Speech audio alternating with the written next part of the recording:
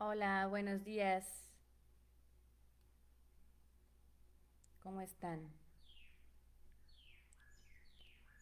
Estamos aquí en la Festa Antigua 6, el último día de actividades, en día 7. Ya después de 7 días estamos aquí ya con la última conferencia, que es la conferencia del maestro Alfredo Escobar, que la tuvimos que reagendar porque tuvimos algunos problemitas técnicos el día jueves. Y antes de pasar a la conferencia, me gustaría platicarles un poco acerca del maestro Alfredo. La conferencia se llama La retórica musical como una herramienta de interpretación en la alemanda de la primera suite para violonchelo solo de Johann Sebastian Bach. El maestro Alfredo es catedrático de la Universidad Veracruzana, en amigo personal, y hemos colaborado varias veces en la Festa Antigua. Entonces vamos a leer un poco de su semblanza. Integrante de diversas agrupaciones musicales desde 1975, integrante del INPI, Orquesta Sinfónica del Conservatorio Nacional de Música, Trío CIS, Orquesta Sinfónica Vida y Movimiento, Orquesta Universitaria de Música Popular, Orquesta Sinfónica Juvenil de Veracruz, Camerata Académica de Jalapa, Orquesta ProArte de Ciudad Mendoza, solista, integrante y organizador del Festival Anual por Encuentro entre Dos Mundos, homenaje a Juan Sebastián Bach, todos los 21 de marzo de 1991 a 1996 en la antigua Veracruz. Solista e integrante del Festival Barroco de la ciudad de Jalapa, solista con la Orquesta Sinfónica de Jalapa con Bajianas Brasileiras y con La Pasión según San Juan. Integrante de la Orquesta Sinfónica de Jalapa de la Universidad Veracruzana desde 1984. Grabaciones de un CD como solista con la Orquesta de Guitarras de Jalapa, con la obra Tres Cuentos Cortos del compositor Cudberto Córdoba en 2016.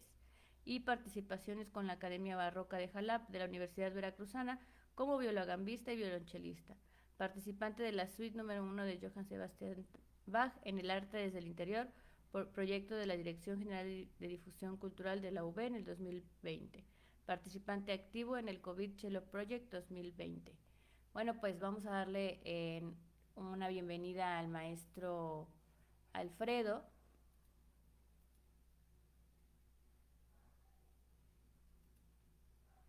Ok, Hola, maestro. Si puede prender su videito, sí, eso, ahí estamos. sí, Muy ya buenos estamos. días, maestros. Muchas gracias por estar aquí y querer compartir pues esta ponencia súper interesante, ¿no? Acerca de la retórica musical. Sí, muchas gracias.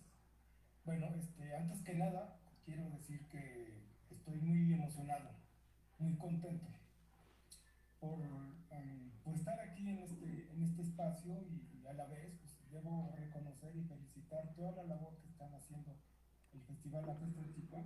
Es realmente encomiable.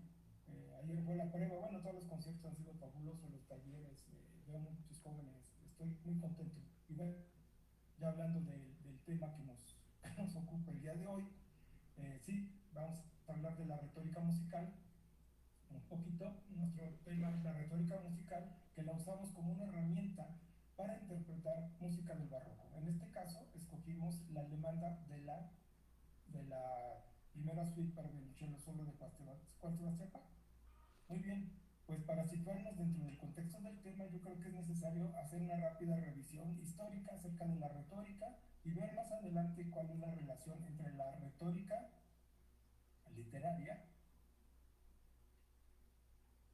muy bien, con la retórica musical. Ahorita tengo aquí, no puedo ver mi pantalla. A ver, si no puedo ver mi pantalla para las maestro ¿No Santiago. puede ver las diapositivas? No, la diapositiva sí, pero lo que no puedo ver es mi guía. Ah, lo que haga, mueva su, vaya, mover su ventana. Ya la moví. O sea, sí es que ya se puso grande y no O abajo, o minimizar lo del Zoom. Minimice es Zoom. que Sí, pero no puedo. Dios. La tecnología está un poco peleada en este momento, pero ahorita lo solucionamos. Ah, ya, ya, ahora sí estamos. Sí, Una disculpa, disculpen. Bueno, ahora sí estamos.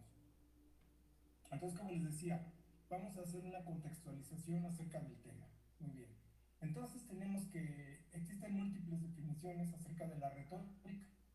Tomamos una que es importante ya que viene de la Real Academia de la Lengua Española y dice así: arte de bien decir, de dar al lenguaje escrito o hablado eficacia bastante para deleitar, persuadir o conmover. Sí, esta es la definición de la Real Academia Española. Sin embargo, vemos que además de ser un arte, sí, es un arte, también es una disciplina y se interesa por el estudio y sistematización de los procedimientos y técnicas del lenguaje. Pero también, y consecuencia de ello, también se teoriza acerca de el modo de conseguir discursos elocuentes. Muy bien. Vemos que en la antigua Grecia los oradores tenían la capacidad para persuadir y se basaban en las habilidades que tenían para persuadir, y estas eran objeto del estudio de la retórica. Aquí quiero mencionar es algo muy curioso. El nacimiento de la retórica se debe a necesidades muy comunes. Resulta que en las guerras que tenían los griegos con diferentes poblados, poblaciones, antes, cuando regresaban los soldados de la guerra después de mucho tiempo, porque no es como ahora que en días ya están de regreso, pues perdían sus tierras, perdían sus posesiones, y debían tener una manera para que ellos recuperaran esto.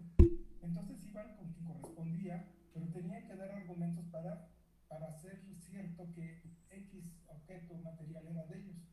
Entonces tenían que argumentar, dar buenos argumentos, dar buenas explicaciones acerca de sus bienes para recuperarlos.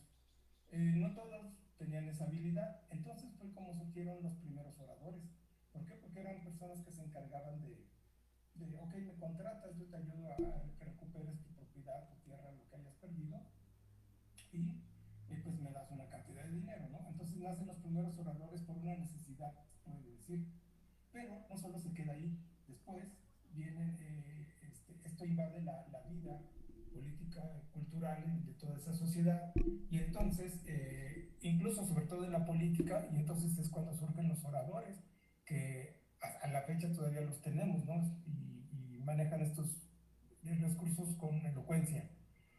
Bueno, entonces era necesario manejar con eficiencia la elocuencia a fin de convencer al público o al Senado o al juez con buenos argumentos y manejados de forma eficiente. Bien, encontramos los orígenes de ambas disciplinas. Vamos a hablar ahora de la retórica literaria y la retórica musical. Y encontramos los orígenes en la antigua Grecia. La música pertenecía al quadrivium. El quadrivium lo formaban otras artes que eran la geometría, la aritmética, la astronomía y la música, por supuesto. Y la retórica pertenecía al trivium. El trivium estaba compuesto por la dialéctica, la gramática y la retórica. Más adelante, durante la Edad Media, estos dos grupos fueron llamados artes liberales.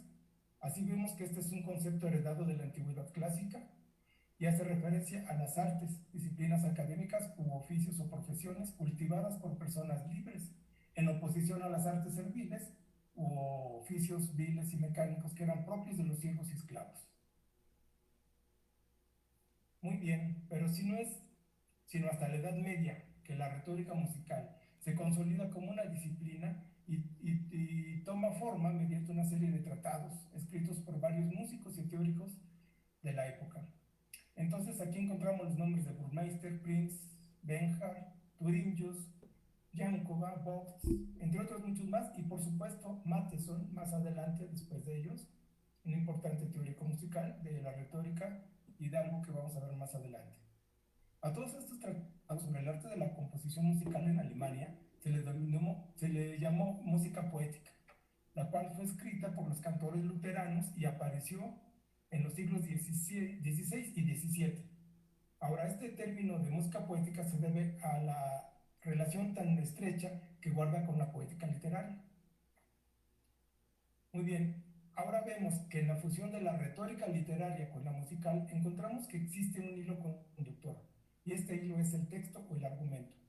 Así, a un texto que es inspirado por diversos temas, se acoplan la estructura propia de la retórica y sus figuras que habrían de resaltar y dar coherencia al mismo. De modo que tenemos que la mayoría de las composiciones de esta época funcionaban así, de esta manera. Sin embargo, con la independencia de la música del texto, ya hablando de retórica musical, se seguían usando estas formas que son las figuras retóricas para dar coherencia al discurso. En este caso, un discurso meramente musical interpretado solamente por instrumentos. Ahora es interesante ver cómo la forma musical se fue gestando y luego consolidando durante el proceso de separación del texto. También es importante notar que la estructura de la retórica literaria es muy parecida, casi igual, a la retórica musical, y no solo la estructura, sino las figuras retóricas también. De hecho, encontramos que más adelante muchas figuras retóricas musicales nacieron como musicales, pero ya no tienen una correspondencia con la retórica literaria, siendo que antes muchas figuras retóricas las tomaba la retórica musical, se apropiaba de ellas y les daba uso. Sin embargo, no hay transferencia de regreso cuando son creadas desde la retórica musical. Bueno, ahora es importante subrayar que el mundo académico en general, desde la Edad Media y en adelante, tenía como lengua universal, si el término vale, al latín. Es como ahora que el mundo globalizado en el que vivimos lo tenemos dominado por el idioma inglés, aunque próximamente será el chino, según veo. Bueno, entonces todo este sector de la cultura tiene una preparación en retórica. La retórica pasó a ser una disciplina que, como en la antigua Grecia, formó parte del currículo del mundo académico. Esto quiere decir, las gentes cultas, las personas acomodadas con ciertos recursos, eran los que tenían esta educación en retórica y con la lengua común, que era el latín, independientemente del país en que fuera. Hay que recordar que el Imperio Romano se encargó de no solamente dominar políticamente varios territorios en Europa, sino también de colonizarlos mediante la cultura y teniendo pues el latín como lengua universal. Hablemos de la música poética. No solo guarda una relación con la retórica, sino que debido al interés del discurso retórico del orador que busca persuadir y mover al público, es necesario considerar también una teoría muy importante que surgió también en la Edad Media, que es la teoría de los afectos. Esta teoría se encarga de estudiar los efectos que producen los oyentes, las notas musicales, y lo hace cuantificándolos, clasificándolos, etcétera, etcétera. Es muy importante este tema porque esto viene de René Descartes en su libro Las pasiones del alma. De ahí se tomó toda esta teoría, de ahí tomó sus bases. ¿Y por qué es importante? Porque decía Matheson que el músico que no es capaz de sentir lo que quiere transmitir a su público, pues no lo va a poder transmitir. Es necesario llegar a la emoción de los elementos musicales para poderlos transmitir. O sea, un orador musical es muy importante que todo esto, todas estas emociones sea capaz de pasarlas al público. Ok, ahora hablemos de Juan Sebastián Bach. Juan Sebastián Bach, el autor de esta suite, serie de suites, que son 6, lo vemos que es un gran retórico, aunque esto no consta en las biografías que se han escrito sobre él, si acaso alguna mención vaga. La educación de Bach se adhirió al modelo jesuita y por consiguiente estuvo determinada por el aprendizaje del latín y en contacto directo con la disciplina retórica. ¿Sí? No era necesario que él dijera, pues voy a escribir tal cantata o tal obra, una suite, lo que sea, pensando en retórica. Él no decía eso. Simplemente la retórica era algo inherente al ambiente cultural. Y al respecto me gustaría citar a un erudito de la retórica musical. Es el doctor Rafael Palacios. Y su texto dice así: sin sombra de duda, los músicos nadaban en una especie de retoricidad ambiental. Esta exige, pues, que se aborde la interpretación de su música desde la perspectiva de lo que fue su contemporáneo, como una manifestación cultural de su época. ¿Sí? Entonces aquí vemos esta inherencia de la retórica en la vida cultural en general. Ahora quiero decir, antes de seguir adelante, que la retórica no solo se queda en la literatura y en la música. Actualmente hay estudios incluso que hablan de la retórica de los jardines, de la construcción de jardines, de la retórica, obviamente, pues en el teatro que está basada en el lenguaje y de otras muchas más manifestaciones. Esto es un tema muy, muy grande que estuvo desaparecido por un tiempo, pero que ahora se está retomando. Muy bien, ahora hablemos un poco de la alemanda, la música que nos ocupa. Podemos ver ahí el manuscrito original de Ana Magdalena Bach, que aunque ha sido muy criticada porque tenía errores, pues es el más cercano que tenemos a la fuente original de Juan Sebastián Bach.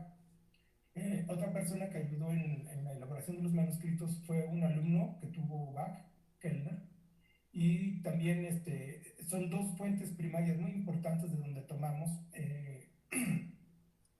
la música. Ok, la alemanda es una, como ya muchos sabrán, forma parte de una suite de danzas que desde la Edad Media se componía, pero a partir del siglo XVI pues, tomaron mucha importancia, principalmente en Alemania, en Inglaterra, en Francia, etcétera. La palabra alemanda quiere decir precisamente eso, alemana, y es una danza de origen alemán, netamente. Generalmente, la alemanda es la primera danza que aparece en una suite, ya que antiguamente esta se conformaba de alemanda, curant, zarabanda y giga. Más adelante se incluye el preludio como una parte no esencial de la suite y que servía como para calentamiento, como para iniciar una serie de calentamiento. Por supuesto, siempre en la misma tonalidad en que estaba escrita la suite. Pero en este punto cabe mencionar, y es muy importante, que las 6 suites que escribió Juan Sebastián Bach para violonchelo, todas siempre inician con un preludio. Y en esta danza técnicamente podemos decir que es una forma binaria en su estructura, y en una estructura sencilla 1-5-5-1. Es realmente muy sencillo, con algunas variantes interesantes que da riqueza armónica y un buen desenvolvimiento, y partes de tensión para resaltar el discurso sonoro. Su tempo es moderado, se caracteriza por tener una anacruza siempre y su rítmica es binaria, o sea, puede ser 2/4 o 4/4. Bueno, aquí me gustaría recordar que paralelamente a la propuesta de análisis retórico musical que estamos llevando a cabo, esta que estoy proponiendo, también está el uso del análisis musical propiamente dicho, para conocer esta obra y el funcionamiento de su danza, ¿sí? O sea, hay otros tipos de análisis. No hay que olvidar cómo se va desenvolviendo, por ejemplo, el contrapunto, que es un elemento muy, muy importante. Bien, entonces ahora vayamos a revisar cómo es la estructura de la retórica musical de esta danza y cómo funciona. Vamos a entrar de lleno. Bien, entonces tenemos la retórica musical. Se compone de 5 momentos. Ahí lo tenemos, la inventio, la disposición, la elocución, la memoria y el actio o pronunciación. Veamos qué quiere decir la invención. Esta es la primera fase de la preparación del discurso oratorio, a través de la creación del contenido y los argumentos y las ideas que después serán ordenados por la disposición en música y concierne al elemento creativo. Es el lugar donde se gestan las ideas musicales en su forma primaria. Aquí vemos en este ejemplo 1 cómo es la estructura musical armónica básica. Estas son las ideas que Juan Sebastián Bach tuvo en su mente, nada más que ya las pusimos en una armonía para darle coherencia musical. Estas son las melodías que él se imaginó, esta es la idea fundamental que él creó a través de esta forma musical, la danza. Bien, ahora vamos a ver la disposición. Es el elemento que da orden y organización al discurso. En ella, las ideas previas y los argumentos de la invención se ordenan y se distribuyen a lo largo del discurso. Es un discurso tanto literario como musical. Y aquí todavía hay los dos discursos. Vemos en el ejemplo 2 la estructura básica de las figuras antes expuestas.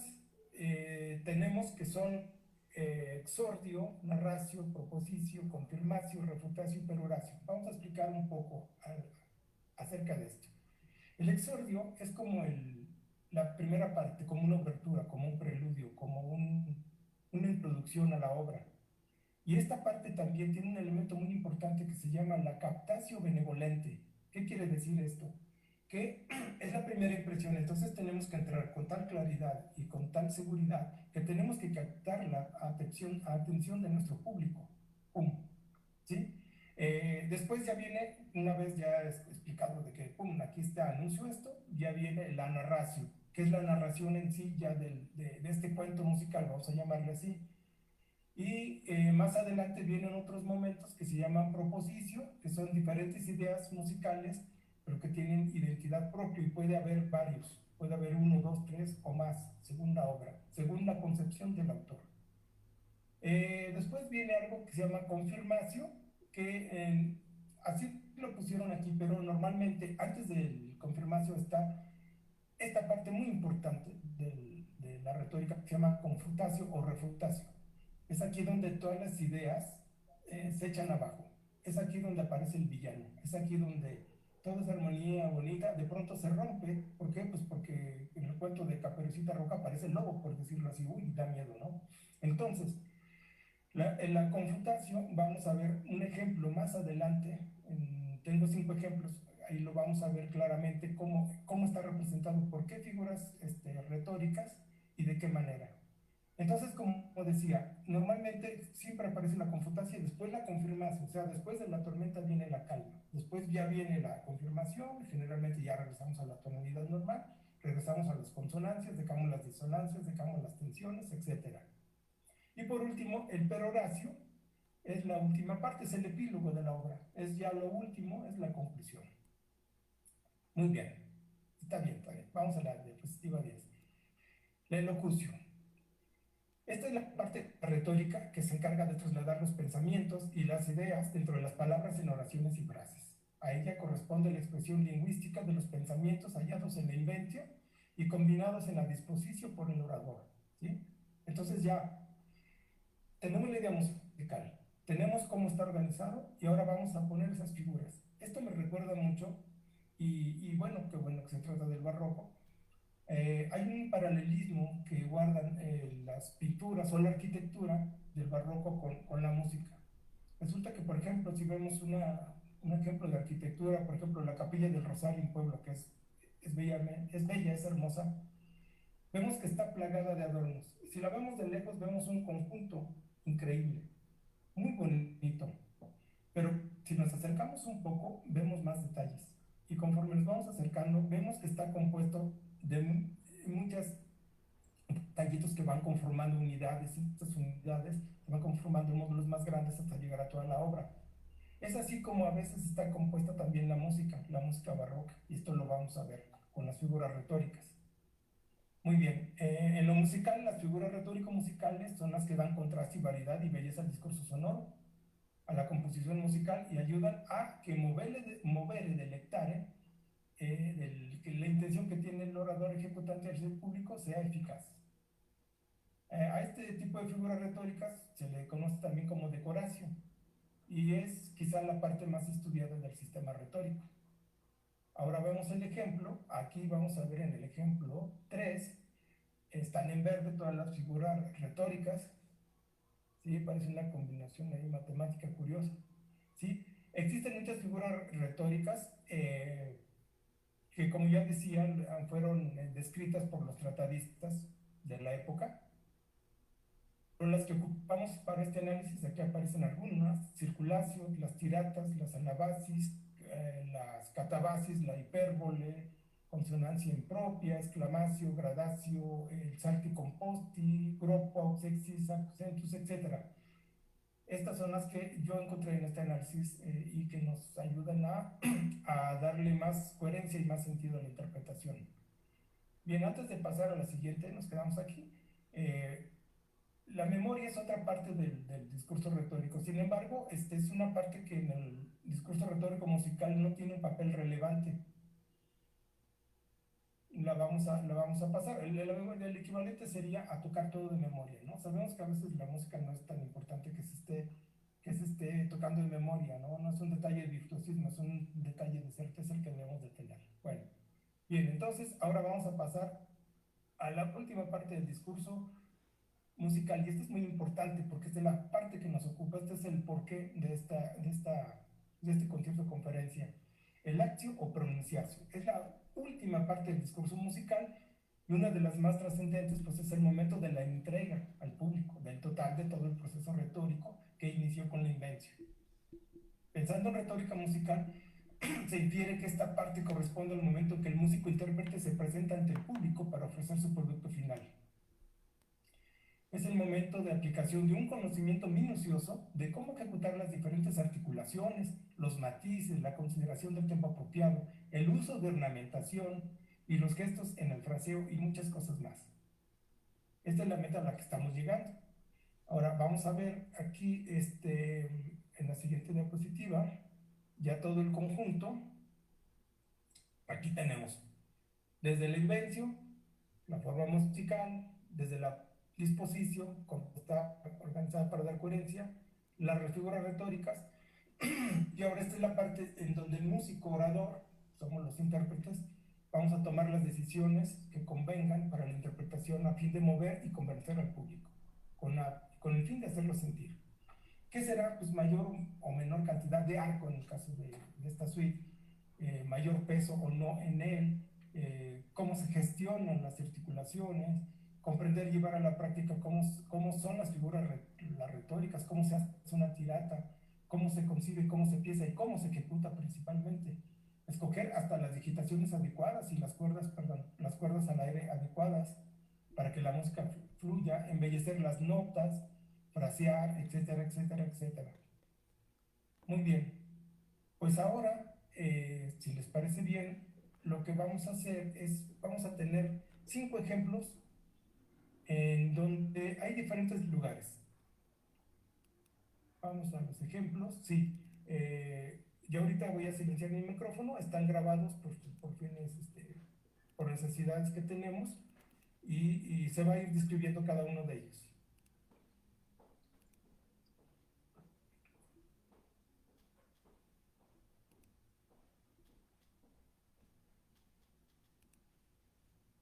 Ahorita viene. Permítame, permítame.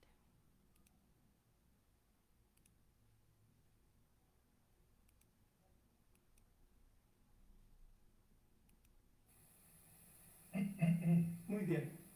Ahora, después de haber visto cómo está estructurada la retórica musical, cuáles son sus 5 partes, nos quedamos precisamente con esta última parte, la parte que nos interesa, la parte práctica, el actio o pronunciación. Bien, para ello tenemos 5 ejemplos. Cada uno de ellos va a contemplar diferentes aspectos de algunas figuras retóricas y de algún momento de la disposición. El primero va a tratar sobre las tiratas y la figura retórica anabasis y catabasis. Muy bien, vamos a saber qué quiere decir una anabasis. Según Kircher, la anabasis es una línea melódica ascendente que expresa exaltación. Es una escala hacia arriba. Bien, ahora vamos a ver la catabasis, también descrita por Kircher. Es una línea melódica descendente que da un sentimiento de recogimiento, de inferioridad o hasta de humillación. Es una escala descendente. Bien, hay una relación muy estrecha entre las tiratas, que son 4, ahorita vamos a decir cuáles son, y la anabasis y la catabasis. La tirata es una sucesión de notas por grado conjunto. Hay 4. La tirata mezzo, que es una cuarta justa, tanto ascendente como descendente. Bueno, todas ellas son tanto ascendentes como descendentes. De ahí sigue la tirata defectiva, que es más de una quinta, pero menos de una octava. La octava es una tirata perfecta, y de ahí tenemos la tirata octa, que va más allá del rango de la octava. Bien, pues como decía, estas dos figuras en ocasiones, no siempre, se conjugan para lograr determinado efecto. Para ello tomamos algunos ejemplos de nuestra pieza, de nuestra danza alemanda, y vamos a ver el primero. El primero es una combinación de tirata perfecta, sobre una octava, con anabasis. Van a ser 2 compases, son los compases 1 y 2. Solamente voy a tocar la figura retórica.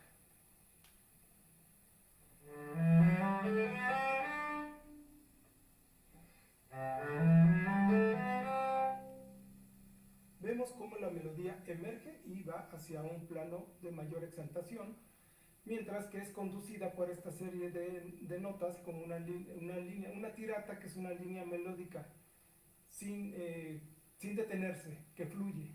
que es como su nombre lo dice, una tirata, una serie de notas que van de una sola vez. Muy bien. Ahora tenemos otro ejemplo. Ahora vamos a ver un ejemplo de catabasis.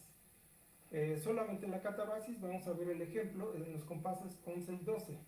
Vemos cómo va la melodía a decrecer un poco en cuanto al volumen.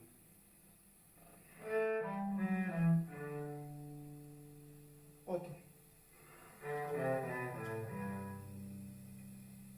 Y precisamente estas dos catabasis son la preparación para otra combinación que viene en el compás 13, que es una tirata con una anabasis y es una tirata a octa, porque va más allá de una octava.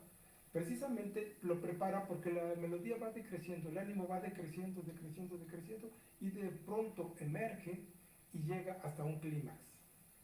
Muy bien, voy a tocar para esto, para que se ilustre perfectamente bien, a partir del compás 11 al 13.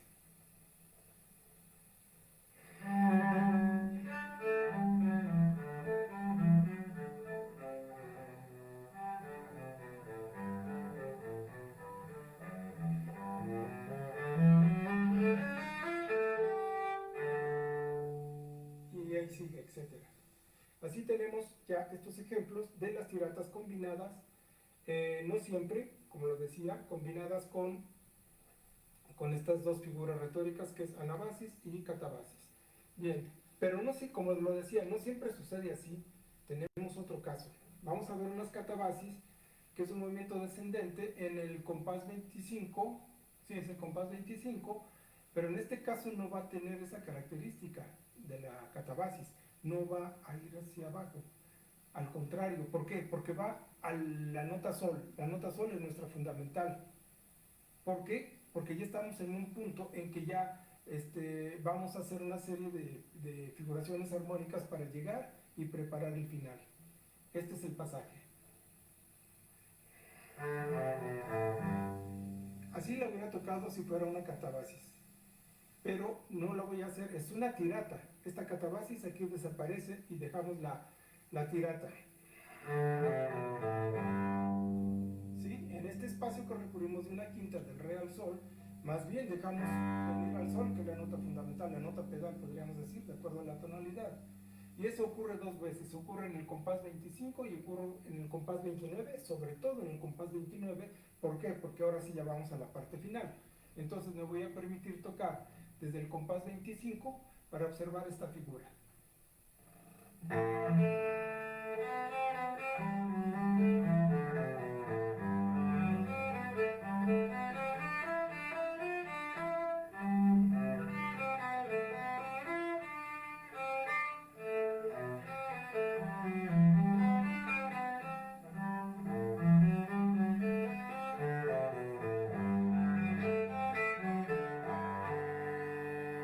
Etcétera.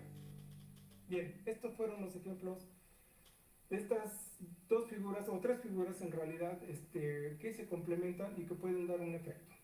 Ahora vamos a pasar al siguiente ejemplo.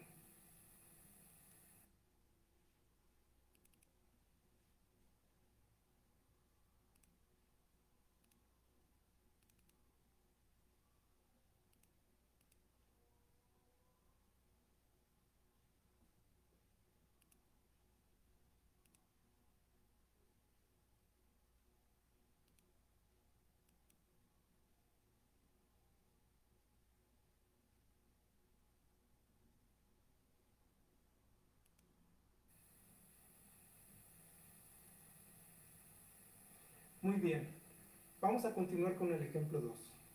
Ahora vamos a ver una figura retórica llamada circulacio.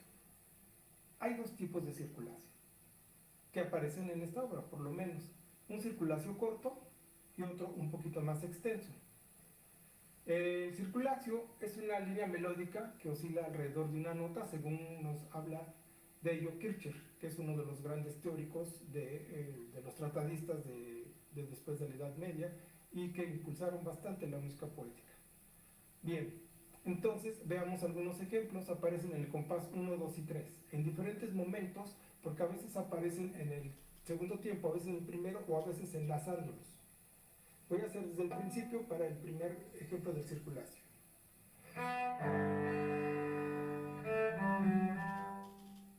Esto es el circulacio.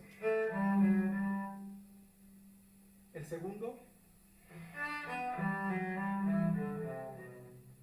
y el tercero.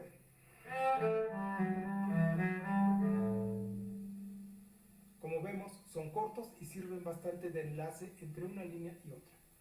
Esta característica de un movimiento circular es muy común en las alemandas y aquí se ven muy claramente con estos ejemplos y sirven bastante porque una de las características de la alemanda es esa sucesión de líneas, como ya lo vimos con las tiratas, anabasis y catabasis, de líneas melódicas por grado conjunto, pero para dar variedad precisamente existen estos quiebres, ¿sí? Para que no todo sea monótono. Bien, vayamos a ver otro ejemplo. Ahora vamos a ver un ejemplo de una circulación un poquito más grande que está en el compás 5. Compás 4 y medio para 5 es donde empieza la narración y ahí lo encontramos. Me detengo donde está la figura retórica.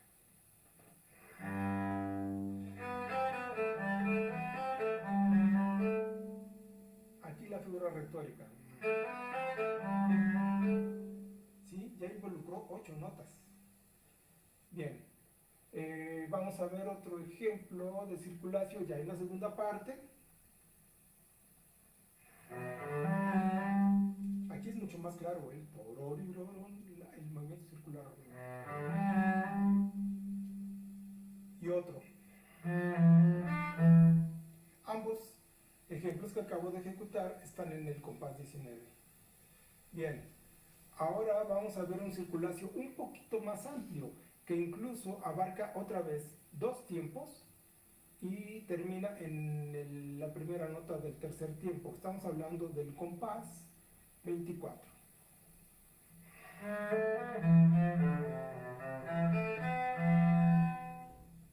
Aquí tenemos este circulacio. Y por último vamos a ver el circulacio más grande que encontramos en esta obra.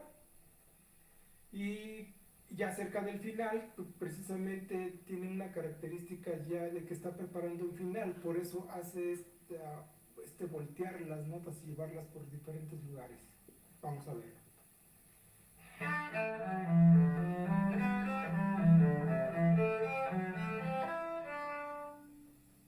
¿Sí? Este es el último ejemplo que tenemos del circulacio y entonces haciendo una pequeña recapitulación, el circulacio es una figura que da mucho movimiento y variedad a las líneas melódicas de la alemanda.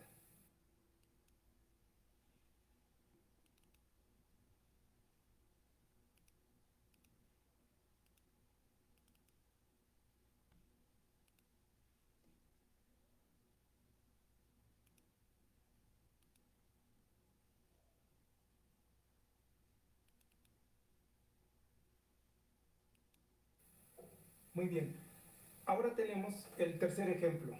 En este tercer ejemplo, una vez más, solamente vamos a ver una sola figura retórica. Es el caso de la hipérbole. Tenemos la definición. Una hipérbole, según Burmeister, es un pasaje melódico que excede el ámbito normal de un modo ya sea arriba o abajo. ¿Sí? Decíamos que una de las características de la alemanda es esta continuidad de líneas melódicas como las tiratas, incluso estos recovecos que hacen la circulación. Sin embargo, todo esto viene a romperse con esta figura llamada hipérbole. Vamos a ver algunos ejemplos. Generalmente la hipérbole es un salto que a veces de más de una octava, pero a veces no es solamente que sea más de una octava o una octava, puede ser de otro, no sé, de otro intervalo, puede ser una quinta, una sexta incluso, pero la característica es que precisamente irrumpe un proceso melódico definido y hace este salto, ¿sí? Una hipérbole en literatura sería exagerar algo, ¿no? Como decir, no es lo mismo decir, ay, me caí, estoy exagerando, ¿no? Es una hipérbole en literatura o no sé, en otro ámbito. Aquí en el ámbito musical tiene que ver con estos grandes saltos. Vamos a ver algunos ejemplos. El primer ejemplo lo tenemos en el compás 3, ¿sí? Venimos de una serie de líneas melódicas después de las tiratas, Voy a tocar desde el principio y al llegar a la figura me detengo para hacerlo evidente.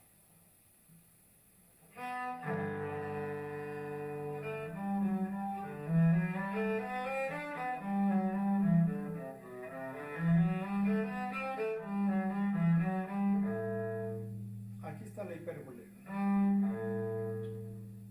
Bien pude haber hecho, pero esto da un respiro, da otra sensación.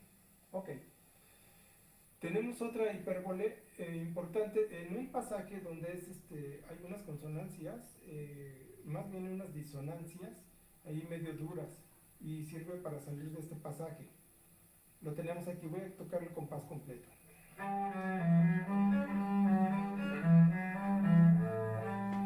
Aquí está. Como que metemos freno, reflexionamos y seguimos adelante. Otra de las hipérboles más importantes que tenemos en la primera parte de esta danza es cuando llegamos al clímax, después recordamos la tirata que tenía una base si llegaba a un clímax, y después había un movimiento circulacio ahí. Bueno, pues aquí la tenemos, esta hipérbole entre estas dos notas. Estamos hablando entre el compás 13 y 14. Es esto. Si toco desde el compás 13 vamos a poder apreciarla mejor.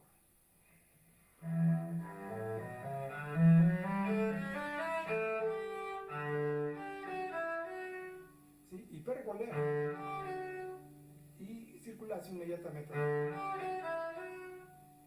Bien, vayamos ahora a ver otro ejemplo de hipérbole.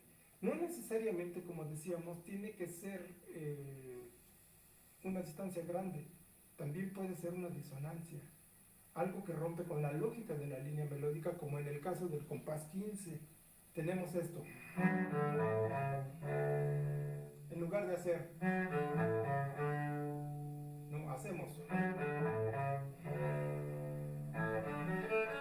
etc.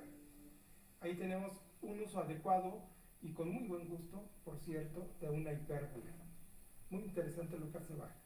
Bien.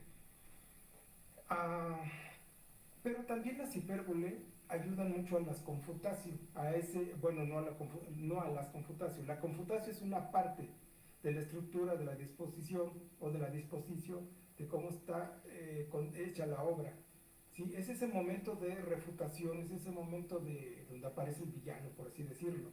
¿Sí? Entonces nos hace que recapitulemos, rompe todas las líneas melódicas, rompe todos los cánones que había y hace esto. Y la hipérbole sirve bastante para esto. Lo vamos a ver en el siguiente ejemplo con mayor detalle. ¿Por qué? Porque el siguiente ejemplo, si mal no recuerdo, sí, trata de la confutatio, pero ahorita vamos a permitirnos ver otras hipérboles. Las tenemos unos dos ejemplos en el compás 27 y 28. Me voy a detener donde están.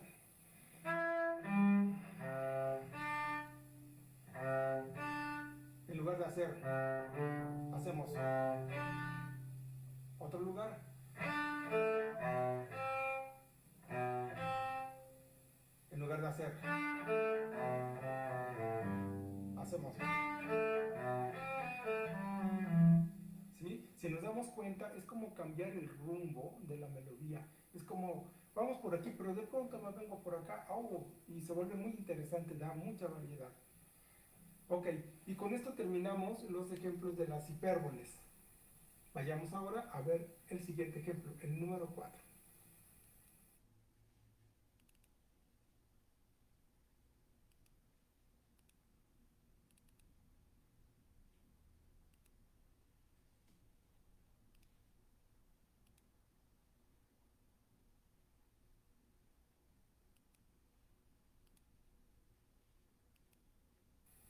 Ejemplo número 4. Como ya lo comentábamos anteriormente, ahora tenemos esta parte de la disposición o disposicio que se llama confutatio. Cuando estamos contando un cuento, resulta que describimos que va caminando X persona por el parque muy tranquila, y va escribiendo, va viendo los árboles y todo está muy bien. Pero de pronto uy, aparece un perro o algo, un animal así que está a punto de atacar, uy, hubo una irrupción del cuento, híjole, aparece el malo del villano. Eso sería en literatura, ¿no? ¿Cuántas novelas y cuántos libros y cantidad de literatura hablan de esta irrupción? En la música también existe y se llama confutatio o refutatio. Refutatio porque precisamente el discurso sonoro que venimos manejando lo interrumpe, a veces bruscamente. Una de las características que tiene el confutatio es utilizar disonancias, utilizar cuartas aumentadas, quintas disminuidas, séptimas mayores. Por ejemplo esto, una cuarta aumentada. Este tipo de disonancias, ¿sí? Entonces tenemos el ejemplo en el compás 5, precisamente. Pero tengo que decir además algo muy interesante acerca de la confutación. Generalmente, como viene narrándose la historia, iniciamos, de acuerdo a la disposición, con el exordio, que es la primera parte, la entrada o la obertura, o como una especie de preludio. Y después aparece la narración en sí. ¿Sí? Primero llamar la atención, pues les voy a presentar esto, después ya viene el desarrollo del cuento y después aparecen las ideas, las proposiciones, aparecen otros personajes y después aparece el villano. Ok, ahí está el confutacio. Ya después de que todo se arregla, ya viene la policía y de qué se trata, entonces ya viene la confirmación y al último la peroratio, que es el epílogo, ya para que todo quede tranquilo. ¿Sí? Eso es normalmente el orden como suceden las cosas.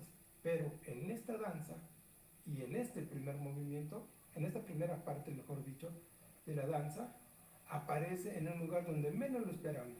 Apenas habíamos pasado el exordio, estamos con la narración y de pronto irrumpe el confutatio y inmediatamente después aparece la confirmación. Ay, ¿por qué fue esto? Ah, por esto. Okay. Vamos a tocarlo para hacer el ejemplo más claro. Voy a tocar en los dos últimos tiempos del compás 5, que es donde empieza la narración, donde se empieza a narrar este cuento musical.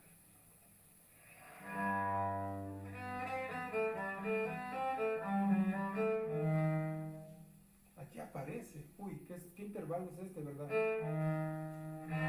Y otra vez. Y aquí confirma. Ya, se acabó el problema. Es un confutatio muy instantáneo, pero efectivo.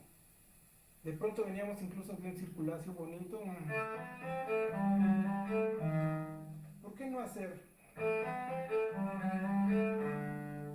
Sería lógico, ¿no? Pero no, tiene que meter esta cuña, esta cuestión fuera de la lógica. Y con una consonancia, consonancia impropiae, así se llama la figura retórica, que es esta cuarta aumentada. Muy bien. Hay otro ejemplo más adelante en el compás 7, otra consonancia inapropiada, que es una cuarta aumentada. Voy a tocar el compás y resaltar la figura retórica. ¿Sí? Y lo hace dos veces.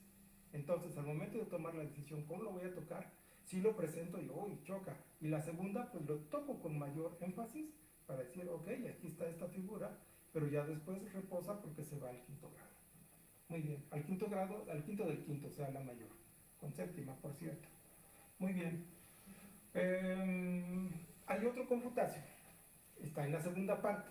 No todos los confutacios son iguales, no todos tienen que ver con la armonía, con esas irrupciones groseras hasta cierto punto. En este caso, lo voy a tocar y a ver si descubrimos cuál es el confutacio, cuál fue el problema. Entonces, para esto voy al compás 19 y 20.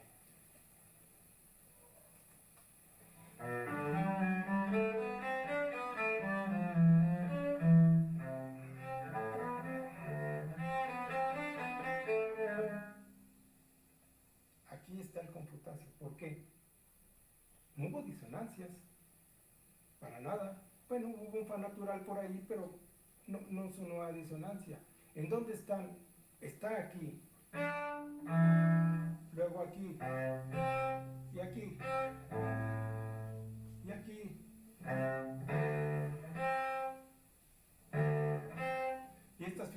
las hipérboles. Recordamos que en el ejemplo anterior hablamos de las hipérboles. Pues aquí juegan un papel muy importante. Sí, veníamos con una línea melódica, incluso con algunos circulacios, haciendo muy interesante todo, el pasivo muy bien, y de pronto estos saltos, es como si vamos por un camino tranquilamente y de pronto pues ya en el camino hay un hoyo. Eso es lo que pasa. Bien, pues esta fue los ejemplos de la confutatio y vemos cómo se van interrelacionando estos momentos diferentes del discurso y cómo las figuras retóricas les van dando sentido. ¿Sí? Bien, esto es todo por este ejemplo. Ahorita vamos a pasar al último ejemplo.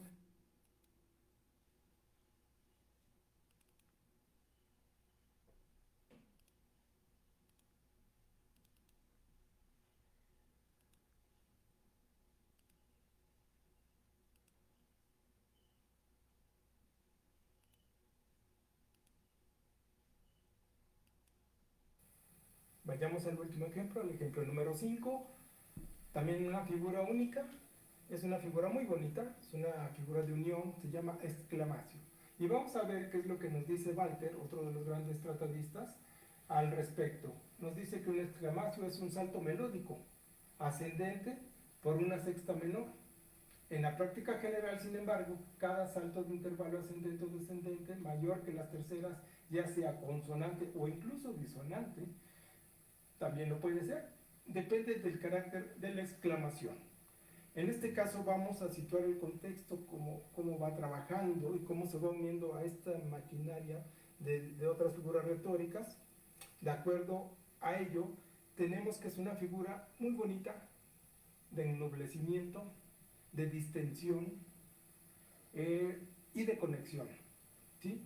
El primero de ellos aparece precisamente después de estas disonancias que estaba diciendo aquí, y ayuda a resolverlo de hecho. ¿Por qué? ¿Por qué hace esto? ¿Sí? Vamos a ver el compás en cuestión, que es el compás 7, y me detengo donde está la exclamación para verlo más claramente.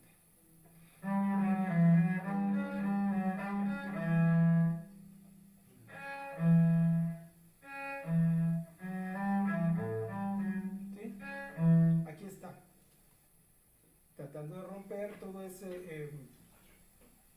tensión que había provocado estas disonancias. Muy bien. Tenemos otro ejemplo. A veces las figuras retóricas trabajan con otras. A veces son antagónicas como la anabasis y la catabasis, pero en este caso hay otra figura que se llama gradacio. El gradacio, según Burmeister y Kircher, dice que es una repetición ascendente o descendente por grado conjunto en forma de secuencia de un mismo fragmento musical. ¿Sí? Y esto lo tenemos en el compás 9 y 10 de la primera parte de nuestra danza. Voy a tocar el primer tiempo de cada uno de estos compases que mencioné, en donde está precisamente este salto de sexta, que es este exclamación. Y siguiente compás. ¿Sí? Si se dan cuenta, entonces tenemos dos acordes diferentes.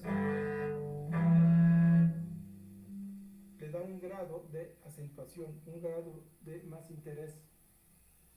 Y sí es importante porque llega a tener una especie de clímax más adelante y después va a descender. Y esto es importante mencionarlo porque después los exclamacios juegan un papel muy, muy importante. ¿Sí? Entonces así tenemos, como decía, van a llegar a un clímax. Voy a tocar el compás 9 y 10 para que quede perfectamente especificado y perfectamente claro. Y también voy a detenerme donde está el exclamacio, que va a dar lugar a las siguientes.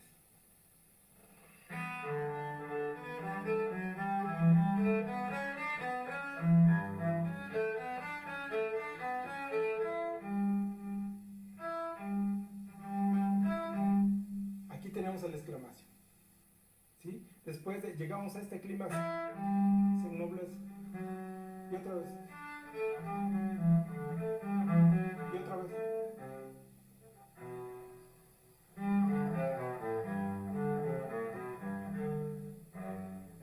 Y otra vez. ¿Qué pasó aquí? Fuimos descendiendo en la intensidad de la música. No tanto bajando el volumen como la intención, haciéndolo, como ya lo habíamos visto, la catabasi nos va llevando para atrás, para atrás, para atrás.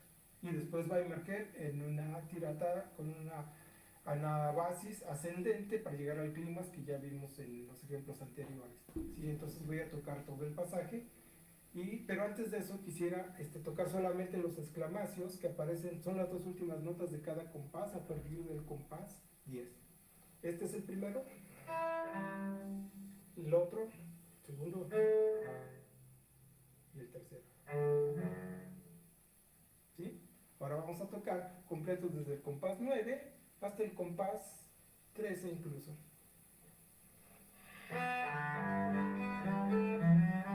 Otra vez.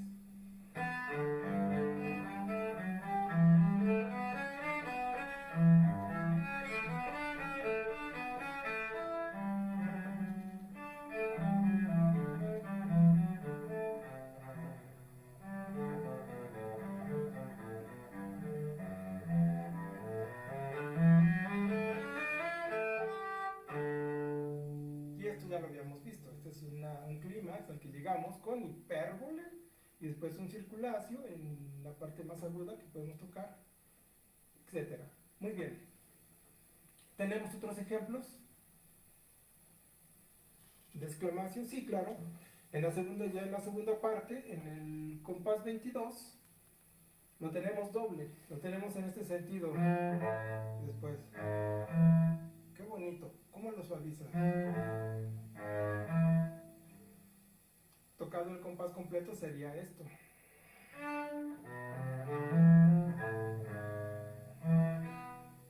Es sumamente bello. Muy bien. Y por último, vamos a decir que uno de los lugares más importantes del exclamacio es precisamente en el penúltimo compás. Tenemos que desde el compás 31 al 33, que es donde ya termina, pues ya es la peroratio, ya va a terminar nuestra danza. Tenemos un compás completo, todo el 31 del circulacio, ese movimiento que nos va llevando. Después aparecen, hay unas consonancias impropias, o sea, ¿qué es esto? Aunque no suene en acorde precisamente, porque se acerca el final. Entonces, el quinto grado con séptima hay que hacerlo todavía más estridente, más notorio, y los saltos también más notorios.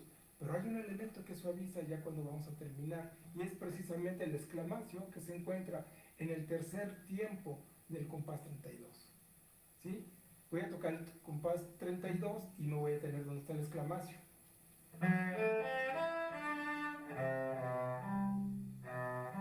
Conciliador, ¿verdad? Ya lo demás, ya conocemos la historia de cómo termina. Bien, pues estos son los ejemplos. Podríamos enumerar muchísimos más ejemplos, pero esto es lo que nos da el tiempo para hacerlo. A mí me gustaría mucho ampliar más esta plática y sobre todo si hubiera preguntas, dudas, comentarios, sería enriquecedor. Solamente quiero decir, y esto es muy importante, esta propuesta de hacer un análisis retórico y tomarlo en cuenta y aplicarlo, no es absoluto, no es la única forma de tocar música antigua, existen otras muchas. Es una alternativa, como lo decía el título, es una herramienta más. Es bonito explorarlo porque podemos sacar muchas ideas, sobre todo porque está basado en tratados que ahí están, hay que consultarlos, de todo esto, de lo que hablamos antes, de la música poética, y también porque forma parte de nuestra formación como músicos o como público, también para conocer, bueno, ¿y por qué hacen esto? ¿Sí? Entonces, para mí se ha tratado de tomar las decisiones correctas y, debo decirlo, no siempre es lo mismo. La música va cambiando. Cuando interpreto esta suite, por ejemplo, que la toqué hace 30 años, hace 20 años, no va a ser lo mismo como la toco ahora, porque ahora pienso un poco diferente. Y aquella versión no era mala, o la actual. Son diferentes porque vamos cambiando, vamos entendiendo y acumulando más conocimientos, más ideas, porque también el músico intérprete debe tener ideas musicales a la hora de precisamente reproducir lo que escribieron grandes compositores como el genio Bach. ¿Sí? Así que muchas gracias por esta atención y ahora pues vamos a pasar a tocar ya toda esta danza. Por razones de tiempo Pues solamente no vamos a hacer las repeticiones que normalmente sí va y lo vamos a hacer de corrido. Muchas gracias nuevamente.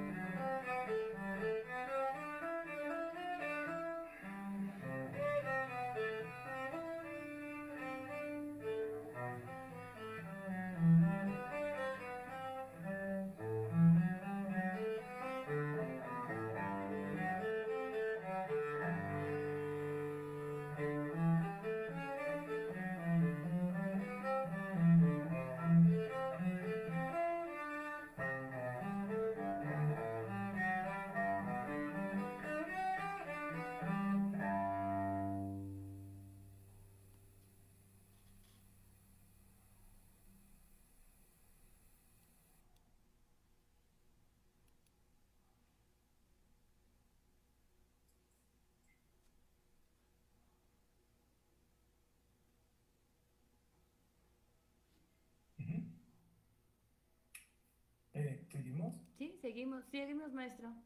Muy bien. Entonces, bueno, pues tenemos las conclusiones, ya una vez hecho todo este ejemplo, toda la explicación y la interpretación. Docere, movere, delectare, son los propósitos que tenemos como ejecutantes para expresar a nuestro público. Docere, educar, movere, movernos, deleitándonos. Sin duda, para mí uno de los propósitos más importantes como ejecutante es precisamente llevar una buena interpretación al público y esa emoción que yo tengo, poderla pasar al público mediante una buena entrega, ¿sí? Hemos estudiado mucho en nuestra formación, perdón, hemos recibido enseñanza de nuestros maestros, platicamos con colegas, disculpen, con colegas, otros músicos, etcétera, acerca de cómo se interpreta la música de Bach. Esto nunca acaba, hay muchas formas. Y al respecto quiero decir que estoy consciente que un análisis retórico musical no aplica a gran cantidad de música, sobre todo el romanticismo, etcétera. Ya es otra época, es otra cosa muy diferente. Y también que el uso desmedido de un tipo de análisis como este, pues no lleva a un buen término, ¿sí?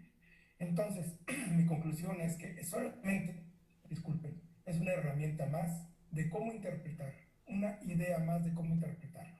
Bien, entonces agradezco mucho la oportunidad de participar aquí a la fiesta antigua, especialmente a la maestra Chantal, la maestra Chantal Pantoja, que me ha apoyado tanto técnicamente en todos sentidos. Muchas gracias, maestra. Muchas gracias, Jorge, porque González, sí, Jorge, por esta oportunidad de poder mostrar un poquito de lo que hago en mi quehacer musical diario. Y quiero decir que felicitar mucho perdón, un agradecimiento también. Como estamos en contingencia, es bien curioso, pero le agradezco mucho a mi hija porque me prestó su recámara para hacer la grabación. Es el único lugar que se salvaba de los ruidos y está más o menos hermético. Muchas gracias, Ceci, te mando saludo. Y saludo a todos mis colegas, a mis compañeros y una vez más el agradecimiento y mi felicitación a este festival que con pandemias y pandemias se proyecta como un gran festival a futuro. Gracias a todos y agradecería mucho sus dudas, comentarios, etcétera. Incluso me voy a permitir poner un poquito en el chat de aquí, si el tiempo lo permite, una bibliografía que creo que puede servir. Sí, maestro, estaría súper padre que nos compartiera Sí, y la entonces, no bibliografía. sé qué prosigue, creo que ya me pasé del tiempo y no quiero No, estropear la no se programación, preocupe, maestra. maestro. No sé por qué no me veo. Bueno, pues agradecerle nuevamente a usted por su propuesta y su participación aquí en la sexta edición de la Festa Antigua. Vamos a cortar esta transmisión. Si quiere, páseme la bibliografía y la ponemos en un comentario fijado aquí en el Facebook para que la gente lo tenga. Y bueno, invitamos a toda la gente a continuar con la transmisión del día de hoy, que es el último día, ya es la clausura, por así decirlo. Y muchas gracias, maestro, nuevamente por Gracias. compartir esos conocimientos. Y le quería decir que explica muy bien, me gustó muchísimo. Y sin querer, nosotros iniciamos y ahora terminamos con retórica. Iniciamos con el maestro Rubén Barrientos, que habló de la retórica y le explicó, pero ahora lo pudimos ver ya en una partitura, ¿no? Eso está súper, súper padre.